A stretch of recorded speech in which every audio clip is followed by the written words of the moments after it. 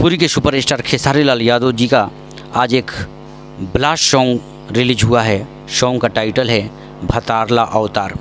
यह song film डोली सजा के रखना का चौथा गाना है।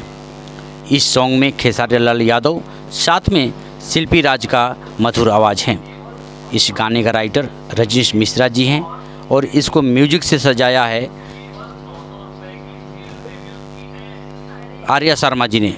बहुत ही ज़बरदस्त सुपर सॉन्ग है, तो आप लोग देखना ना भूलें। SRK म्यूजिक पर जाइए, इस गाने को ढेर सारा दुलार प्यार दीजिए। साथ ही अगर आप हमारे चैनल पर नए हैं, हमारे चैनल को सब्सक्राइब कीजिए। ढेर सारा दुलार प्यार हमें भी दीजिए। नमस्कार, प्रणाम।